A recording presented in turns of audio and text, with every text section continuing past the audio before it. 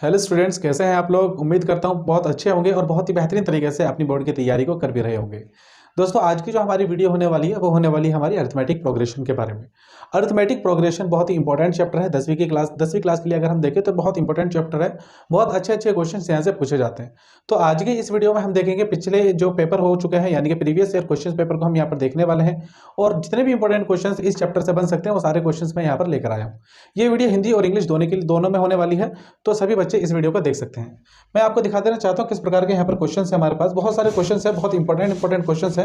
सारे क्वेश्चंस को बहुत ही बेसिक तरीके से और बहुत अच्छे तरीके से हम यहाँ पर समझकर चलेंगे। उससे पहले सबसे पहले हम लोग समझ लेते हैं एपी होती क्या है, एपी का एक्चुअल मीनिंग क्या है और किस तरीके से एपी में क्या क्या फॉर्मूलेज आता है, किस प्रकार के क्वेश्चन इसमें पूछे जा सकते हैं। तो सबसे पहले हम लोग समझेंगे कि एपी क्या होती है। तो एपी को समझाने के लिए मैं आपको बता देता हूँ।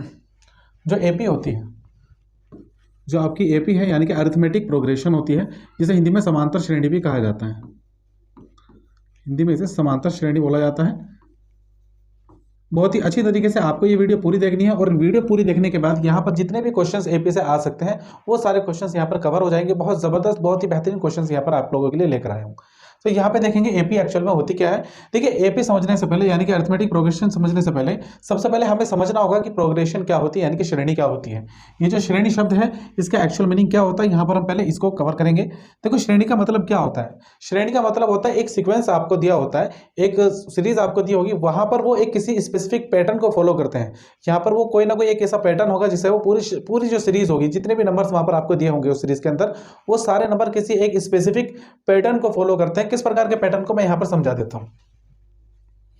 एक बार देखेंगे, सपोज कि आपको यहां पर दिया है 2, 2 के बाद हम देखेंगे 4, 4 के बाद आपको दिया है 8, 8 के बाद दिया है 16। तो यहां पर ये एक नंबर है, ये ग्रुप ऑफ नंबर्स है।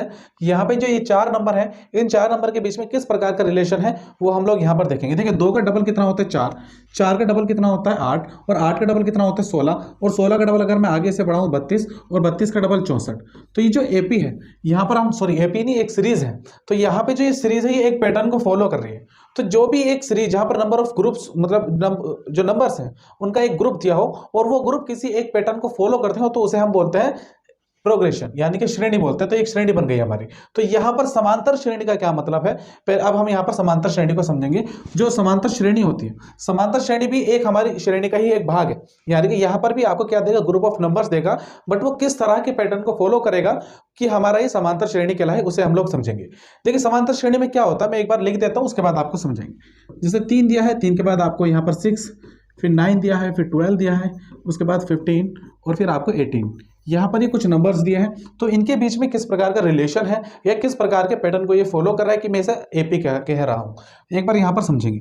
तो जब भी आपको ऐसे नंबर दे जहाँ पर उनके बीच का जो गैप है, इनके बीच का जो गैप है वो किन्हीं भी तो कंसेक्यूटिव नंबर, जो किन्हीं भी तो लगातार नंबर के बीच का अगर हम गैप देखेंगे वो हमेशा समान दिखेगा, बराबर दिखेगा। जैसे 6 और 3 के बीच का गैप कितना है 3, 6 और 9 के बीच का गैप कितना है 3, यहाँ पर 12 और 9 के बीच का गैप कितना है 3। तो जब भी ऐसी कोई श्रेणी, ऐसी कोई सीक्वेंस या ऐसा कोई आपको ग्रुप ऑफ नंबर्स दे दे जहां पर उनके बीच का जो गैप हो वो हमेशा बराबर रहे, तो उसे कहा जाता है एपी, यानी कि अरिथमेटिक प्रोग्रेशन। मैं उम्मीद करता हूं आपको अच्छे से समझ में आ गया होगा कि एपी किसे कहा जाता है। एपी में एक बार फिर रिपीट कर देता हूं, एपी उस ग्रुप ऑफ नंबर को कहा जाता है या उस सीरीज को कहा जाता है जहां पर उनके बीच का, जो आपको नंबर्स दे रखे हैं उनके बीच का 2 कंसेक्यूटिव नंबर जो होते हैं, 2 कंसेक्यूटिव नंबर्स के बीच का जो गैप होगा कहीं पर भी वो हमेशा समान होगा। जैसे मैं यहां पर देखूंगा इन दोनों नंबर के बीच का गैप समान है, 3 आया है, तो यहां पर इन दोनों नंबर्स के बीच का गैप देखूंगा तो वो भी 3 है। तो ये दोनों आपस में अगर बराबर आ रहे हैं तो आप कहेंगे कि ये एक एपी है। कहीं यहां पर सभी नंबर्स के बीच का गैप जो होगा वो बराबर होगा। आगे हम लोग समझेंगे, अगर आपको कोई एपी दे दे, जैसे मान लीजिए एक और एपी में यहां लिख लेता हूं 2, 2 के बाद दिया है 5, 5, 2 और 3, 2 और 5 के बीच में गैप कितना है, 3 का गैप है। तो अगला नंबर क्या होगा, 5 और 3 8 हो जाएगा, और 8 और 3 11, 11 और 3 14। यहाँ पर हम मान लो इस तरीके से कोई आपको एक एपी दी है, तो इस एपी में क्या क्या पार्ट्स को क्या क्या बोला जाता है एक बार यहाँ पर हम समझेंगे। जो सबसे पहला नंबर होता है, जो सबसे पहला नंबर है यानी कि फर्स्ट टर्म हमारा है, जैसे हिंदी में पहला पद हम कहेंगे, फर्स्ट टर्म जो आपका फर्स्ट टर्म होगा, ये इसके कितने टर्म से 1 2 3 4 5, 5 टर्म है। 5 टर्म में जो पहला टर्म है यानी कि जो पहला पद है, हिंदी में अगर हम लिखें पहला पद, जो पहला पद होता है उसे हम ए से डिनोट करते हैं, किससे, उसे रिप्रेजेंट करेंगे हम ए से, यानी कि जहां पर भी ए लिखा हो तो आप समझ जाओ यहां पर फर्स्ट टर्म की बात हो रही है। तो यहां पर ए बराबर कितना आ जाएगा 2। अगर यहां पर हम देखें तो ए बराबर कितना है हमारे पास, तो वो आया 2। तो ए क्या कहलाता है, A is the first term of the AP, जो आपको अरिथमेटिक प्रोग्रेशन या समांतर श्रेणी आपको दे रखी है, उसका जो पहला पद है उसे रिप्रेजेंट हम किससे करेंगे, ए से रिप्रेजेंट करेंगे। आगे हम लोग देखेंगे कि इसके बाद दूसरी क्या चीज है, तो दूसरी चीज होती है कॉमन डिफरेंस। दूसरी जो चीज होती है वो होती है कॉमन डिफरेंस, जिसे सार्वंतर भी कहते हैं, हिंदी में से सार्वंतर कहते हैं, इसे हिंदी में सार्वंतर कहा जाता है। तो जो कॉमन डिफरेंस होता है एपी का वो हम कैसे निकालेंगे और इसे किससे रिप्रेजेंट किया जाता है, तो इसे रिप्रेजेंट डी से किया जाता है। और डी का मतलब क्या होता है कि ए मतलब A2 मतलब सेकंड टर्म। यहाँ पर अगर ए लिखा है, ए का मतलब तो फर्स्ट टर्म है, यहाँ पर अगर कोई नंबर दिया मान लो 3 दिया तो इसका मतलब थर्ड टर्म हो जाएगा। अगर यहाँ ए लिखा है, ए के पास यहाँ 2 लिखा है तो इसका मतलब सेकंड टर्म हो जाएगा। तो जब भी आपको कॉमन डिफरेंस निकालना हो किसी भी एपी का, तो आपको जो कॉमन डिफरेंस जिसे डी से डिनोट करते हैं, डी से रिप्रेजेंट करते हैं, उसका सेकंड टर्म आपको कॉमन डिफरेंस आपको निकालना है। तो आपको करना होगा सेकंड टर्म में से माइनस करेंगे फर्स्ट टर्म, सेकंड टर्म में से क्या माइनस करेंगे फर्स्ट टर्म, या फिर आप क्या करेंगे किसी भी दो कंसेक्यूटिव नंबर्स में बाद वाले नंबर में से पहले वाला नंबर घटा दीजिए। सपोज कि A5 है तो A5 में से आप A4 कर दीजिए, तो ये भी आपका D आएगा। यानी कि दो लगातार जो नंबर होते हैं उसमें बाद वाले नंबर में से अगर पहले वाला नंबर आप माइनस करेंगे तो वहां पर D यानी कि सार्वंतर यानी कि कॉमन डिफरेंस आपका निकल के आ जाएगा। तो यहाँ पर पहला जो पद होता है उसे A और जो कॉमन डिफरेंस होता है उसे D कहते हैं। उसके बाद अगली चीज आती है नंबर ऑफ टर्म्स कि एपी के जो टोटल नंबर ऑफ टर्म्स होते हैं उसे हम क्या बोलते हैं, यानी कि कुल पदों की संख्या। अगर हम हिंदी की बात करें तो हिंदी में बोलेंगे कुल पद। तो कुल पद कितने हैं, तो इस एपी में अगर हम देखें कितने पद हैं हमारे पास, 1 2 3 4 5। तो नंबर ऑफ टर्म्स तो यहाँ पर 5 है, तो इसे क्या बोलते हैं, इसे एन बोला जाता है। एन मतलब है टोटल नंबर ऑफ टर्म्स की टोटल पद कितने हैं इस एपी में, वो आपका एन कहलाता है। यहां पर हम आगे देखेंगे कि यहां पर आपका ए पता लगा, आपको डी पता लग गया, और उसके बाद एन। उसके बाद एक चीज आती है ए एन, उसके बाद होता है ए एन, जिसे आप टी एन भी लिख सकते हैं, जिसे हम टी एन भी बोलते हैं, यानी कि nth टर्म यानी कि nth टर्म। तो यहाँ पे जो nवां पद है nth टर्म है, इसे हिंदी में हम क्या बोलेंगे, nth टर्म, सॉरी इंग्लिश में nth टर्म बोलेंगे और हिंदी में क्या बोलेंगे इसे हम, nवां पद। तो इसका मतलब क्या है, इसका ये मतलब है आपसे बोला जाए n की जगह कोई भी नंबर आपको दे सकता है, 2 दे दे, 3 दे दे, 4 दे दे, मान लिया n की जगह 2 देगा तो हम बोलेंगे सेकंड टर्म, यानी कि nth टर्म मतलब सेकंड टर्म। तो सेकंड टर्म क्या होगा एपी का, वो 5 हो जाएगा, यानी कि n की जगह कितना आ जाएगा 2, यानी कि दोवा पद। तो दोवा पद कितना हो जाएगा, वो 5 हो जाएगा। अगर यहाँ पर n की वैल्यू 5 दे दी यानी कि फिफ्थ टर्म, तो फिफ्थ टर्म क्या होगा, 1 2 3 4 5, वो हमारा 14 हो जाएगा, यानी कि पांचवा पद कितना हो जाएगा, वो हमारा 14 हो जाएगा। तो यहाँ पर ए बताया आपको, एन बता दिया है, डी बता दिया है, ए एन बता दिया है। अब यहाँ से इससे एक फॉर्मूला बन जाता है हमारा, जो वैल्यूज हमने देखी कि हमें पता लगा ए किसे कहते हैं, इसके बाद हमें पता लगा डी किसे कहते हैं, उसके बाद हमने एन का देख लिया एन किसे कहते हैं, और उसके बाद हमने देखा ए एन किसे कहते हैं। तो ये 4 चीज़ हैं, ये 4 चीज़ को हमें पता लगे ये किसको कहा जाता है। तो इससे एक फॉर्मूला बनकर तैयार होता है। वो फॉर्मूला क्या है मैं आपको यहाँ पर बता देता हूँ, ये आपको लर्न करना होगा। तो यहाँ पर होता है ए एन बराबर A plus N minus 1 into D. तो ये एक फॉर्मूला होता है, ये आपको याद करना पड़ेगा।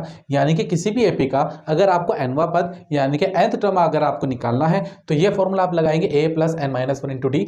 यानी कि ये जो 4 चीज़ हैं, 4 चीज़ में से आपको 3 चीज़ गिवन होंगी और एक चीज़ आपसे पूछेगा, तो आप उसे आसानी से निकाल सकते हैं। तो ये तो बहुत ही बेसिक सी चीज़ है, मैं उम्मीद करता हूँ ये चीज़ें आपको पता भी होंगी। अगर ये चीज़ें आपको पता है तो आज की इस वीडियो में हम देखने वाले हैं जो क्वेश्चंस इंपॉर्टेंट हैं, जो क्वेश्चंस प्रीवियस पेपर में आ चुके हैं, जो क्वेश्चंस आपके बोर्ड में आने के चांसेस हैं, उन क्वेश्चंस को इस वीडियो में हम लोग कवर करने वाले हैं। तो चलिए शुरू करते हैं आज की इस वीडियो को। तो सबसे पहले हम लोग देख लेते हैं, अच्छा यहाँ पे जो क्वेश्चंस मैंने आपके लिए लिए हैं वहां पर कुछ क्वेश्चंस आपको ये एमसीक्यू टाइप में दिखेंगे और कुछ क्वेश्चंस आपको मतलब लॉन्ग क्वेश्चंस टाइप में भी दिखेंगे। तो ये एमसीक्यू क्वेश्चन इट मींस ये नहीं कि ये एमसीक्यू ही आपके आ सकते हैं, ये एमसीक्यू भी आ सकते हैं और ये क्वेश्चन आपके शॉर्ट या लॉन्ग में भी आ सकते हैं। तो इन क्वेश्चंस को बड़ी ध्यान से आप लोगों को सॉल्व भी करना है। मैं जब ये वीडियो खत्म करूंगा तो उसके बाद आप लोग इस वीडियो के बाद डिस्क्रिप्शन में जाकर वहां से ये क्वेश्चंस की जो पीडीएफ है वो डाउनलोड भी कर सकते हो वहां से, ताकि आप इन क्वेश्चंस की प्रैक्टिस बाद में भी कर लो। बहुत इंपॉर्टेंट क्वेश्चन है, इन क्वेश्चंस की आप लोगों को प्रैक्टिस करते रहना है। तो यहां पर अगर हम देखें, the nth term of an AP is given by an 3 + 4n, the common difference is. आपको क्या कह रहा है कि एपी का जो nवां पद है, एपी का जो nth पद है यानी कि nवां पद है, वो आपको कुछ इस तरीके से दिया है कि an बराबर 3 + 4n।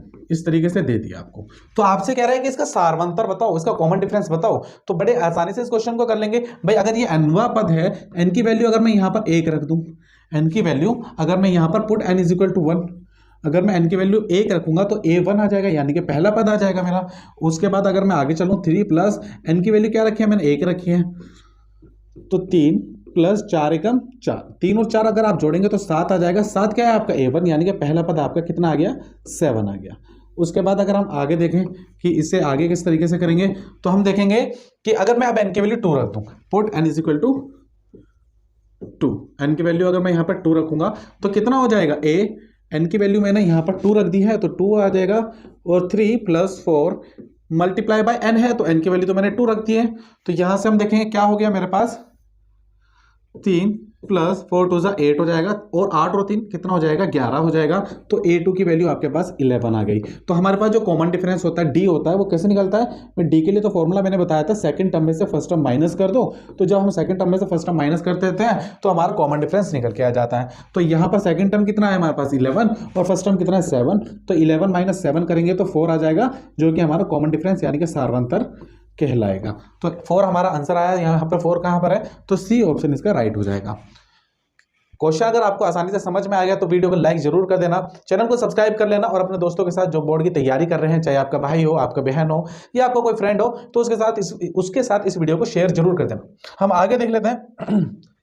इसी तरह के बहुत जबरदस्त क्वेश्चन और बहुत ही मतलब लॉजिकल क्वेश्चन जिसे हम कहेंगे, वो क्वेश्चन यहाँ पर आपको देखने के लिए मिलने वाले हैं।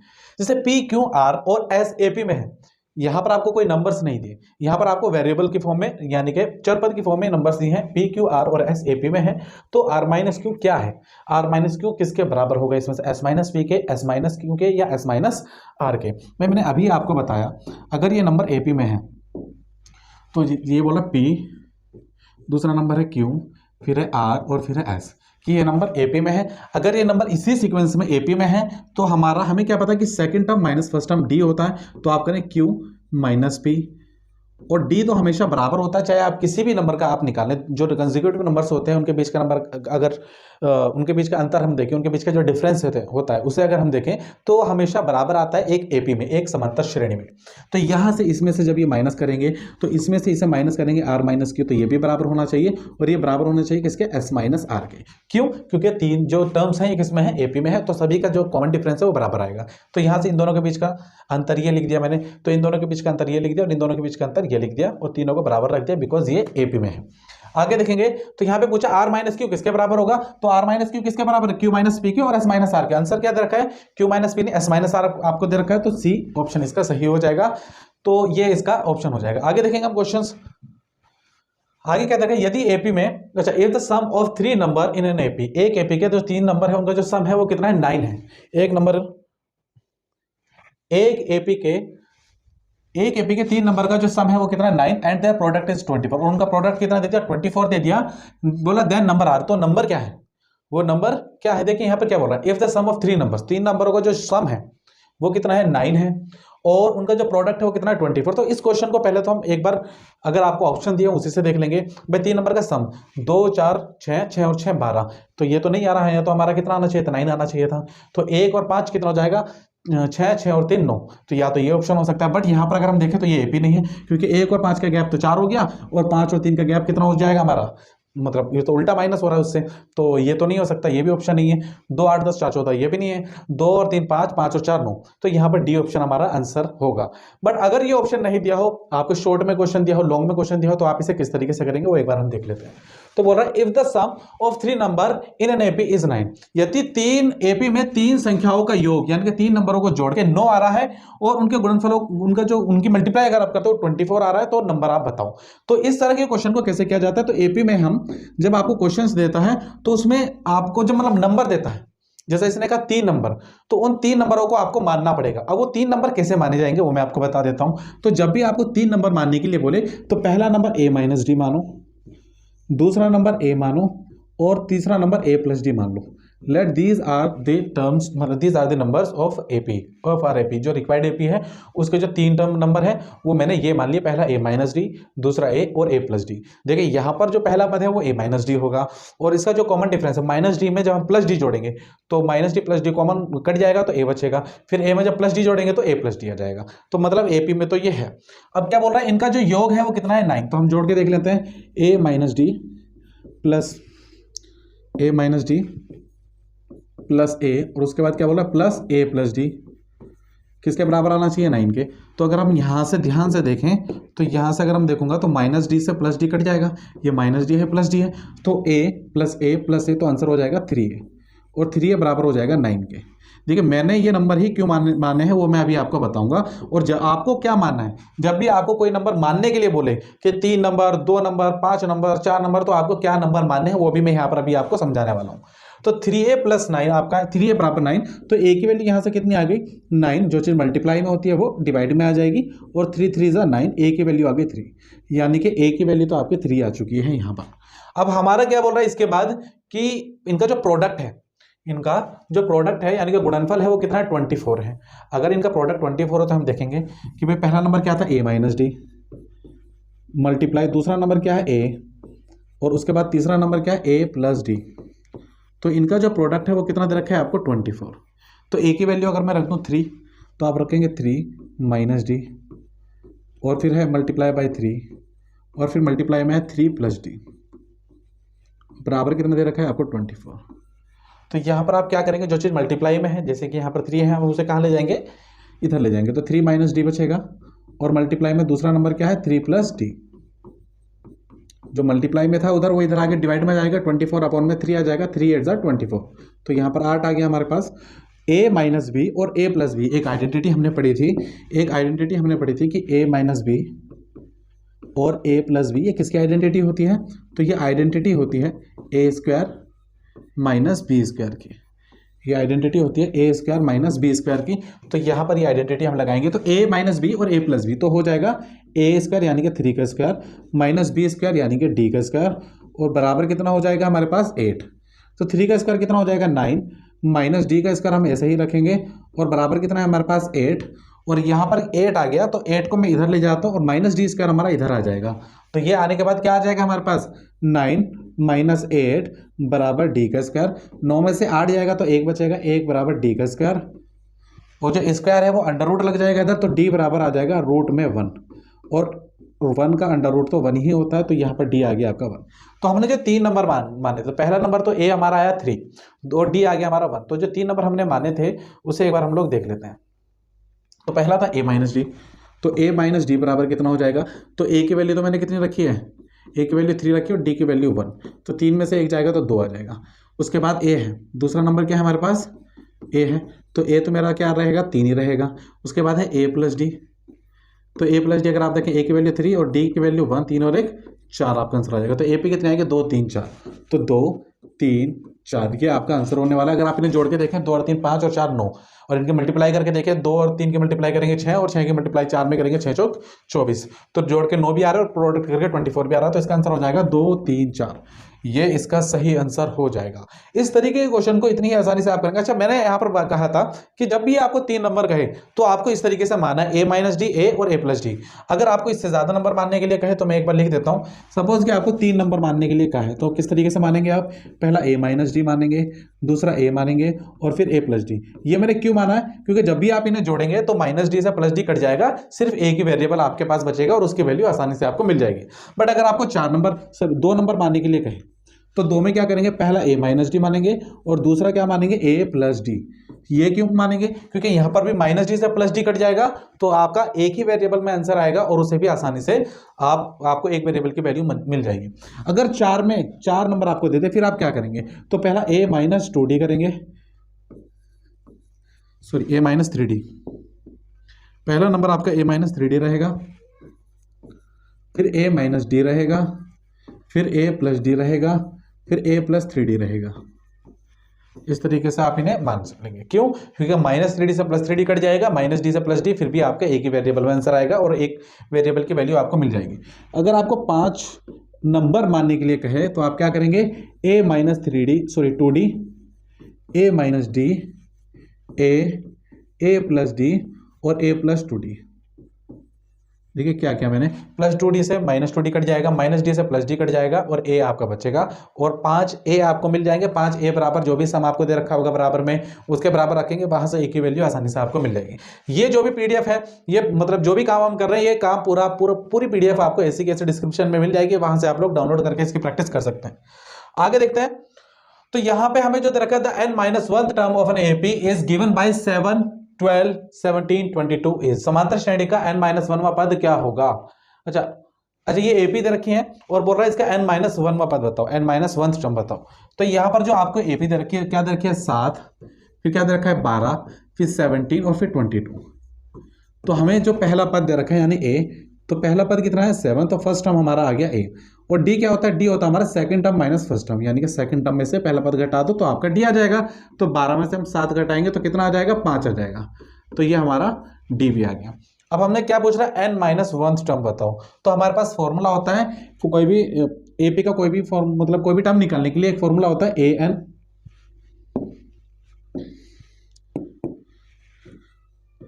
an बराबर a plus n-1 into D. तो ये एक फॉर्मूला होता है, बट हमें यहाँ पर n-वां पद नहीं निकालना, हमें n नहीं निकालना, हमें निकालना n-1वां पद यानी कि n-1th टर्म। तो आप क्या करेंगे? n की वैल्यू रख देंगे n-1। अब n की वैल्यू क्या रखेंगे? n-1 और a की वैल्यू कितनी है आपके पास? 7 प्लस n की वैल्यू कितनी है आपके पास? n-1 और 1-1 हमारा फॉर्मूले से आएगा। और d कितना है हमारे पास? d है हमारे पास 5, तो यहाँ 5 रखेंगे। तो वैल्यू निकालेंगे हम 7 प्लस n-1 तो -2 हो जाएगा और मल्टीप्लाई में कितना है? 5। अब अंदर मल्टीप्लाई कर देंगे हम, तो 7 प्लस 5 की मल्टीप्लाई n में करेंगे तो 5n माइनस 5 2 10। तो 5n ऐसा ही 10 में से 7 माइनस जाएगा तो -10 प्लस 7 तो माइनस का 3 बचेगा आपका। तो ये आपका आंसर आ जाएगा an-1 टर्म का। तो 5n-3, तो 5n-3 कहाँ पर है? तो डी ऑप्शन इस क्वेश्चन का सही आंसर हो जाएगा। और इतनी आसानी से इस प्रकार के क्वेश्चंस को हम लोग करते हुए चलेंगे। मैं फिर कहता हूँ, अगर वीडियो अच्छी लगी है तो प्लीज़ लाइक करके जाना, लाइक कर दो। अभी लाइक करने के बाद चैनल को सब्सक्राइब भी कर दो और अपने दोस्तों के साथ जो भी 10वीं की तैयारी कर रहा है या एपी की जिसे भी ज़रूरत है उसे ये वीडियो को शेयर कर दो, चाहे आपका भाई हो, बहन हो या आपका कोई दोस्त। तो वीडियो को उसे शेयर कर देना। शेयर करने के बाद ये वीडियो उनके लिए बहुत हेल्पफुल होने वाली है, क्योंकि इसी प्रकार के क्वेश्चंस, ये जो क्वेश्चंस है प्रीवियस ईयर में जो आपसे पूछे जा चुके हैं वो क्वेश्चंस आप लोगों के लिए लेकर आया हूं। ये क्वेश्चंस आप लोग करेंगे तो बहुत आसानी से आपकी जो एपी की तैयारी है वो हो जाएगी। हम यहाँ पर देखेंगे समांतर श्रेणी 5, 2, -1, -4, -7 का n-वां पद बताइए। तो यहाँ पर जो एपी दे रखी है 5, 2, -1, -4, -7, ये 4 है। तो यहाँ पर क्या बोल रहा है? इसका n-वां पद बताओ। तो पहला पद तो हमें क्या दे दिया? 5। तो जो हमें फर्स्ट टर्म दिया है, तो फर्स्ट टर्म हमें 5 दिया है। डी निकालेंगे, तो डी कैसे निकलेगा? सेकंड टर्म में से फर्स्ट टर्म माइनस करके। तो सेकंड टर्म कितना है? 2 में से 5 घटाएंगे तो -3 आपका आंसर आ जाएगा। बोल रहा है कि इसका n-वां पद बताओ। तो n-वां पद निकालने के लिए फॉर्मूला होता है an बराबर a plus n-1 into D. तो ये आपके पास फॉर्मूला होता है। तो यहाँ पर वैल्यूज को रखो, आंसर आपका आ जाएगा। तो यहाँ पर क्या वैल्यूज है हमारी? an हमें n-वां पद निकालना है, तो a की वैल्यू कितनी है? 5 प्लस n-1 इंटू डी कितना है? डी आपको दिया है कितना? -3, और ये मल्टीप्लाई रहेगी बीच में। तो 5 प्लस जब मल्टीप्लाई होगी -3 की n में तो -3n हो जाएगा। तो कितना हो जाएगा? -3n और -3 की 1 में हो जाएगी माइनस +3 हो जाएगा। और जब हम ब्रैकेट खोलेंगे तो ब्रैकेट खुलने के बाद आ जाएगा 5 -3n और +3, 5 और 3 जुड़ के 8 हो जाएंगे और 8 -3n इस क्वेश्चन का n-वां पद होगा। इस एपी का n-वां पद 8 -3n होगा। तो इसी कहाँ पर 8 -3n? 8 -3n ये उल्टा हो गया आपका, तो इसे आप सही कर लेंगे। 8 -3n आपका यहाँ पर आंसर आ जाएगा। मैं एक बार चेक कर लेता हूँ। तो यहाँ पर जो आपको दिया d 8 - 7 2 - 5 बराबर -3 आ जाएगा। 5 प्लस n-1 इंटू डी, तो n कितना है आपका? n, अच्छा n-1 इंटू डी -3n -3 तो माइनस, ठीक है। तो यहाँ पर 8 -3n होगा, तो यहाँ 3n-8 है, तो इसे आप करेंगे 8 -3n। ये ऑप्शन लिखेंगे 8 -3n। तो यहाँ पर ये इस क्वेश्चन का सही आंसर हो जाएगा। अच्छा ऊपर दिया है ना ये 8 -3n, 8 -3n सी ऑप्शन इसका सही हो जाएगा। हम आगे देखेंगे। बोला 10th term from the end of AP. देखिए इस प्रकार के क्वेश्चंस को देखेंगे, यहाँ पर आपको सीधा क्वेश्चन नहीं पूछा है कि एपी दे दी, इससे बोला कि 10वां पद बताओ, 12वां पद बताओ या 17वां पद बताओ, ये बोला 10th पद, 10वां पद बताना है आपको। कहां से? एंड से, समांतर श्रेणी के अंत से 10वां पद बताओ। यानी कि जो एपी दिए एंड से 10वां पद आपको वापस आपको काउंट करना है और आपको बताना। तो इस प्रकार के क्वेश्चंस को कैसे करते हैं यहां पर हम देखेंगे। जो एपी आपको दिया -5, -10, -15 और कहां तक जा रही है? -1000 तक जा रही है। बोल रहा है कि लास्ट टर्म से वापस आपको काउंट करना है, कहां तक? पीछे की तरफ काउंट करना है और 10वां पद आपको बताना है। तो इस तरह की एपी को किस तरीके से सोल्व किया जाता है मैं आपको बता देता हूं। सबसे पहले आप इसका डी निकाल लीजिए। जो डी होता है आप डी निकालेंगे। डी क्या होता है हमारा? Second term minus first term. a2 - a1, तो सेकंड टर्म कितना? -10। इसमें से माइनस करेंगे -5, तो माइनस माइनस प्लस हो जाएगा। -10 में से +5 जाएगा तो -5, यानी कि डी आपका आ जाएगा -5। डी आपका आ जाएगा -5। तो -5 जब आपका आ गया तो यहां पर क्वेश्चन आपका लगभग सॉल्व हो चुका है, क्योंकि अब वही फॉर्मूला आपको यहां पर लगा देना, बस एपी को उल्टा कर दो। -1000 यहां पर आएगा और जो डी है, अगर आपको डी माइनस में आया है तो उसे प्लस में कर देंगे, और अगर डी प्लस में आया है तो उसे माइनस में कर देंगे। तो डी कितना आ गया आपके पास? ये आपको फर्स्ट टर्म मानेंगे, लास्ट वाले पद को फर्स्ट टर्म मान लेंगे, और जो डी आपका निकल के आया है वो +5 निकल के आया। अगर आपका उल्टा पद पूछे, यानी कि पीछे से हमें 15वां पद बताओ, 10वां पद बताओ, 11वां पद बताओ, इस तरीके से क्वेश्चन हो, तो आप सिंपल डी निकालें, और डी को आप अगर प्लस में आया है तो माइनस में कर देंगे, बट माइनस में आया तो उसे किस में करेंगे? प्लस में करेंगे, और फॉर्मूला लगा देंगे।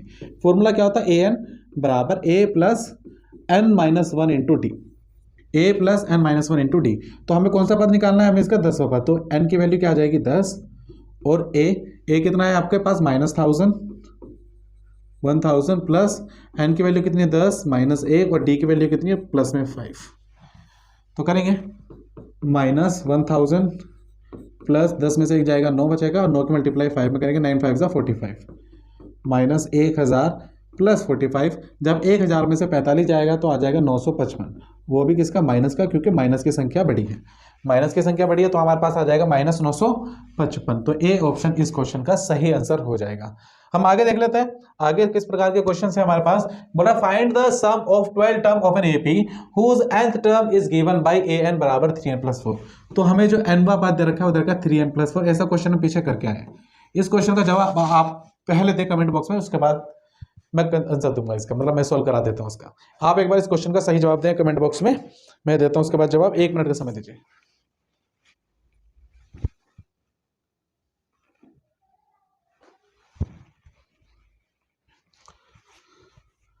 तो यहाँ पे दिया an बराबर 3n+4, एपी के 12 पदों का योग ज्ञात कीजिए। अच्छा यहाँ पर योग पूछ रहा है, सम पूछ रहा है, तो हम सम कैसे निकालेंगे?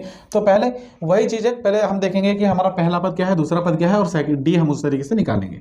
तो n की वैल्यू अगर मैं क्या रख दूं? 1 रख दूं, तो n की वैल्यू मैंने 1 रखी है, तो 3 × n की वैल्यू 1 + 4, 3 एकम 3 और 4 7।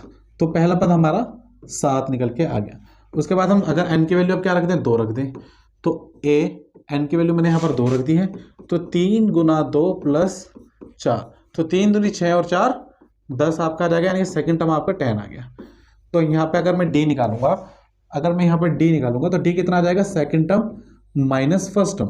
तो दूसरे पद में से जब पहला पद घटाएंगे तो ये आपका d होता है। तो दूसरा पद है 10, पहला पद है 7, 10 में से 7 घटाएंगे तो कितना आ जाएगा?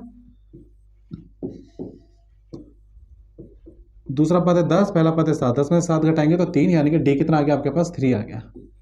d आपके पास 3 आ गया। अब आपसे बोल रहा है 12 पदों का योगफल बताओ, यानी कि सम ऑफ 12 टर्म्स। तो यहाँ पर एक फॉर्मूला लिख देता हूँ, याद कर लेना। Sn बराबर, यानी कि सम ऑफ n टर्म जब भी आपसे पूछे तो आप बताएंगे n/2 2a + n - 1 × d। तो यहाँ पर किस तरीके से बताया? तो n की वैल्यू, यानी कि कितने टर्म्स का आपसे पूछा गया? 12 टर्म्स, सम ऑफ 12 टर्म्स। तो 12/2 2 × a कितना निकल के आया हमारे पास? तो हमने देखा था a कितना निकल के आया, a मतलब फर्स्ट टर्म। तो पहला पद है हमारा 7, तो फर्स्ट टर्म निकल के आ गया 7। तो आप यहाँ 7 लिखेंगे, प्लस n - 1, यानी कि 12 - 1 × d। d कितना आया हमारे पास? 3। इसे सॉल्व कर लेंगे, तो 2 × 6 = 12, तो यहाँ 6 आ गया, 2 × 7 = 14, प्लस 12 - 1 11, 11 × 3 = 33। इन्हें जोड़ लेंगे दोनों को, 6 × 4 3 7, 3 और 1 4, 47 आपका आ जाएगा। और 47 की मल्टीप्लाई जब हम 6 से करेंगे तो क्या आएगा? 6 × 7 = 42, 4 बचेगा, 6 × 4 = 24 और 4 = 28। 282। तो यहाँ पे सम ऑफ 12 टर्म्स आ जाएगा 282। तो यहाँ पर जो आपको फॉर्मूला लर्न करना है, ये फॉर्मूला आपको लर्न करना पड़ेगा ताकि आप सम ऑफ एन टर्म्स आसानी से निकाल सको। अच्छा, सम ऑफ एन टर्म्स का एक और फॉर्मूला होता है, वो आगे आएगा तो मैं आपको बता दूंगा। 282 यहाँ पर इस क्वेश्चन का सही जवाब हो जाएगा, यानी कि सी ऑप्शन। आगे देख लेते हैं एक बार। आगे हमसे जो क्वेश्चन बोल रहा है कि सभी दो अंकों की विषम संख्याओं का योगफल ज्ञात करो। सभी दो अंकों की विषम संख्याओं का योगफल ज्ञात करो। अच्छा, यहां पर मैं आपको बता देता हूं। यहां पर देखो एसएन का जो फॉर्मूला होता है हमारे पास, वो होता है n/2 2a plus n-1 into D. अगर मैं इस 2a को 2 टाइम्स इसे ब्रेक कर लेते हैं, 2a को लिख सकता हूं मैं a plus n-1 into D. तो यहाँ पे ये जो है a plus n-1 into D, ये तो हमारे पास फॉर्मूला होता है ना ए एन का, a प्लस ये फॉर्मूला अभी तक हम पढ़ते आ रहे हैं ए एन का, तो ये फॉर्मूला हमारे पास होता है ए एन का। तो इस पूरे की जगह में ए एन यानी कि लास्ट टर्म, ए एन को हम लास्ट टर्म भी बोलते हैं, last term of A P. तो n/2 a plus A N हमारे पास ये फॉर्मूला होता है। तो यहाँ पर जो क्वेश्चन आपको दिया है, यहाँ पर क्वेश्चन में आपसे बोल रहा है कि सभी दो अंकों की विषम संख्याओं का योगफल, यानी कि the sum of all 2 digit odd numbers, और जितने भी 2 डिजिट के ऑड नंबर्स हैं उन सबका जोड़ के उन सबका सम आपको बताना है क्या होगा। तो यहां पर देखेंगे भाई, हमारे पास पहली जो दो अंकों की विषम संख्या आती है वो आती है 11। पहला जो ऑड नंबर आता है 2 डिजिट का वो 11 है, उसके बाद क्या आएगा 13, और लास्ट जो टर्म होगा आपका वो होगा 99। तो यहाँ पर इसका सम आपसे पूछा गया, इन सबको जोड़ के बताओ क्या आएगा, यानी कि इन सबका क्या पूछा गया आपसे, सम।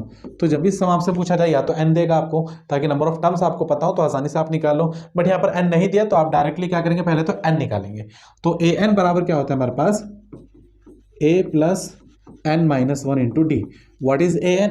ए एन इज लास्ट टर्म, जो आखिरी पद होता है उसे हम ए एन बोलते हैं। तो आखिरी पद क्या है आपके पास, 99। तो यहाँ 99 रखेंगे प्लस इज इक्वल टू आएगा ए कितना, जो first term 11 plus n-1, n की वैल्यू तो हमें निकालनी है डी, यानी कि इनके बीच का डिफरेंस कितना है, 11 और 13 बीच का डिफरेंस 2 है, यानी कि 13 - 11 करेंगे तो 2 आ जाएगा। 11 को इधर भेजेंगे हम तो कितना आ जाएगा आपके पास, 99 - 11 हो जाएगा। और यहाँ पे जो मल्टीप्लाई में 2 है, अभी मैं इधर ही लिख देता हूँ, n-1 मल्टीप्लाई बाई 2, तो यहाँ पे 88 आएगा। और मल्टीप्लाई में जो 2 था वो डिवाइड में आ जाएगा, और बराबर n-1 2 से 88 44 टाइम्स जाएगा, और -1 इधर आ गया +1 बराबर n। तो n की वैल्यू हमारे पास आ गई, यानी कि नंबर ऑफ टर्म्स कितने हैं इस एपी में, total number of terms are 45। तो टोटल 45 पद यहाँ पर आपके होंगे। अब आपसे पूछ रहा है sum of n terms, sum of all 2 digit odd numbers. तो एस एन आपको जो फॉर्मूला होता है वो होता है n/2 a plus A N. तो यहाँ पे हमने जो निकाला एस एन की वैल्यू कितनी आ गई, 45। तो यानी कि 45/2 a, फर्स्ट टर्म कितना है आपके पास 11, और लास्ट टर्म कितना है आपके पास a n, यानी कि 99 जो हमने निकाला था अभी। तो अगर हम इसे देखें 45/2, 11 और 99 को अगर आप जोड़ेंगे तो कितना आ जाएगा, 110, और इनकी जब आप मल्टीप्लाई करेंगे तो 55 आ जाएगा। तो 45 के मल्टीप्लाई जब आप 55 में करेंगे तो ये आपका इस क्वेश्चन का सही जवाब हो जाएगा। आप मल्टीप्लाई करके लिख लें, या फिर मैं कर देता हूँ एक बार। 45 के मल्टीप्लाई जब आप 55 में करेंगे, देखिए 5 × 25, 5 2, 5 × 20 और 2 22, 5 7 4 2, तो 2475 इस क्वेश्चन का सही जवाब हो जाएगा। तो 2475 हम देखेंगे कहाँ पर है, तो 2475 बी ऑप्शन इस क्वेश्चन का सही जवाब हो जाएगा। तो इस तरीके से इस प्रकार क्वेश्चंस को आपको करना है कि 2 अंकों की सभी विषम संख्याओं का योगफल बताओ, या 3 अंकों की सभी विषम संख्याओं का योगफल बताओ। तो जो फर्स्ट टर्म होगा आप लिखेंगे, पहले एपी बनाएंगे सबसे पहले इस तरीके से, ठीक है। एपी बनाने के बाद जो पहला पद होगा 2 अंकों का वो लिखेंगे, लास्ट पद लिखेंगे, और वहां से टोटल नंबर ऑफ टर्म्स, उस एपी के जो टोटल नंबर ऑफ टर्म्स है वो फाइंड करेंगे। तो हमने यहाँ से total number of terms find किया, तो वो आए हमारे 45। जो टोटल नंबर ऑफ टर्म्स आप फाइंड करेंगे वो निकालेंगे आप ए एन वाले फॉर्मूले से। उसके बाद सम ऑफ टोटल 2 डिजिट नंबर्स, 2 अंकों की जितनी भी विषम संख्याएं हैं उन सबका जो योग है, यानी कि sum of all odd number of 2 digit जो भी हैं आपके, उन सबके जब आप निकालेंगे तो यहां से इस फॉर्मूले से, एस एन वाले फॉर्मूले से आप निकालेंगे, एस एन बराबर n/2 a plus A N. इस फॉर्मूले से आप यहां से इस तरीके से निकालेंगे। आगे देख लेते हैं एक बार, जो हमारे पास नेक्स्ट क्वेश्चन है वो है अनुक्रम a plus D a plus 2d का nth पद ज्ञात करो। तो यहाँ पे जो आपको एपी दी है, सीक्वेंस दिया है, उसका हमसे बोला nवां पद निकालो। किसका? पहला दिया a, पहला आपको दे दिया, यहां बोल रहा है a plus D a plus 2d, इसका nवां पद निकालो। तो किस तरीके से निकालेंगे, देखिए कितना आसान क्वेश्चन दिया, a plus D A plus two D. भाई अगर मेरा कॉमन डिफरेंस डी है, अब पहला पद हमारा ए है और कॉमन डिफरेंस हमारा डी है, तो हमें देखेंगे तो ए अगली बार डी जुड़ गया, फिर अगली बार एक बार डी जुड़ गया, तो यहाँ पे जो कॉमन डिफरेंस है वो तो डी है और पहला पद ए है। तो यहाँ पे जो एनवा पद होता है वो यही तो होता है, ए एन बराबर A plus N minus one into D. तो आपसे एनवा पद यानी कि nth टर्म पूछ रहा था, तो वो तो हमारा फॉर्मूला ही है, यानी कि ए plus N minus one into D. तो ए plus N minus one into D यानी कि सी ऑप्शन इसका हो जाएगा। ये तो हमारा फॉर्मूला है। यहाँ हमसे बोला है कि पहला पद है, कॉमन डिफरेंस डी है, आप बताओ एनवा पद क्या होगा, तो एनवा पद हमारा ये होगा। आगे देख लेते हैं एक बार। 11वां क्वेश्चन है, समांतर श्रेणी 4 9 14 254 के अंत से 10वां पद निकालो। ये क्वेश्चन आपको खुद करना है। बोल रहा है the 10th term from the end से 10th टर्म आपको फाइंड करना है एपी का। मैंने अभी जस्ट आपको बताया, जब आपको लास्ट टर्म दे रखा हो उसे आप फर्स्ट टर्म मान ले। जो आपका डी निकल कर आया, अगर वो माइनस में आया तो उसे प्लस कर देंगे, अगर प्लस में आया तो माइनस करेंगे और एन की वैल्यू 10 रख देंगे यहाँ पर, क्योंकि 10वां पद आपसे पूछा गया है। आगे देखेंगे एक बार। बोल रहा है एपी 1/p 1 माइनस पी। अच्छा, यहाँ पर दिया एक एपी दिया आपको 1/p, सेकेंड टर्म दिया 1 माइनस पी अपॉन पी। क्या पूछ रहा है इसका हमसे पूछ रहा है कॉमन डिफरेंस।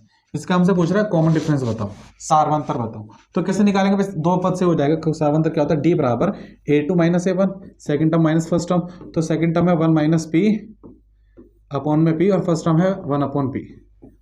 तो जब आप इसका एलसीएम लेंगे तो वेरिएबल के जो बेस है वो तो समान है दोनों फ्रैक्शंस के, तो 1 माइनस पी अपॉन पी -1 आ जाएगा, -1 से +1 कट जाएगा तो minus P upon P, P से पी कट जाएगा तो आंसर आ जाएगा -1।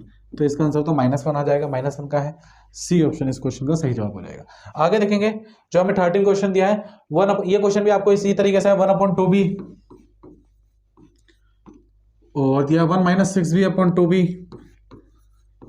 1/2b 1 minus 6b upon 2b 1 minus 12b upon 2b और बोला इसका आप कॉमन डिफरेंस बताओ यानी कि सारवंतर बताओ। तो सेकंड टर्म में से फर्स्ट टर्म माइनस करेंगे, बेस है आपको एक जैसा मिल रहा है दोनों का जो डिनोमिनेटर है वो एक जैसा है, तो डायरेक्टली इस क्वेश्चन को कर लेंगे। आगे देखेंगे एक बार। बोला एपी का सारवंतर क्या है। अच्छा, ये जो क्वेश्चन है इस क्वेश्चन को सोल्व करके यहां पर जो आपसे पूछ रहा है, यहां पर पूछ रहा है कि जो आपको फर्स्ट टर्म दिया है ये आपको सेकंड टर्म दिया है, उसके बाद 1 माइनस 12b अपॉन में 2b आपको थर्ड टर्म दिया है। बोल रहा है इस एपी का कॉमन डिफरेंस आप बताओ। तो आप क्या करेंगे, सेकंड टर्म में से फर्स्ट टर्म माइनस करेंगे, सेकंड टर्म से फर्स्ट टर्म माइनस करने के बाद जो आएगा वो आपका यहां से वेरिएबल कट जाएगा, जो बी है बी से बी कट जाएगा और वो आपका आंसर आएगा। उस क्वेश्चन का सही जवाब आपको कमेंट बॉक्स में देना है क्या होगा। ऐसा क्वेश्चन जस्ट आपको अभी बताया था। आगे बोल देखेंगे what is the common difference of an AP which a21 and minus a7 is equal to 84। बोल रहा है एपी का सारवंतर क्या होगा जिसमें उसका 21वां पद में से जब आप 7वां पद घटाते हैं तो 84 आता है। देखिए 21वें पद में से जब हम 7वां पद घटाते हैं तो 84 आता है, ये आपको बोल रहा है। तो यहाँ पर इस प्रकार के क्वेश्चंस को हम किस तरीके से करेंगे पहले हम समझेंगे। देखिए आपसे जब भी कोई पद बोले कि मान लिया थर्ड टर्म कि इसका थर्ड टर्म क्या होगा, तो थर्ड टर्म हमेशा होगा a प्लस 2d। आपसे बोला फोर्थ टर्म क्या होगा, तो फोर्थ टर्म हमेशा होता है a प्लस 3d। यानी कि एक तो हमारा पहला पद आ गया, उसमें 3d जोड़ देंगे तो 4 हो जाएंगे, 1 और 3 4। अगर आपसे बोलेगा 20वां पद क्या होगा तो a प्लस 19d।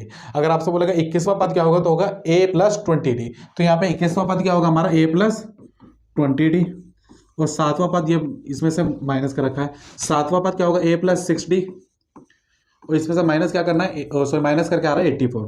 तो आप इसे जब सॉल्व करेंगे a प्लस 20d तो माइनस का इफेक्ट अंदर पड़ेगा, तो माइनस प्लस माइनस a और माइनस प्लस माइनस 6 d बराबर 84।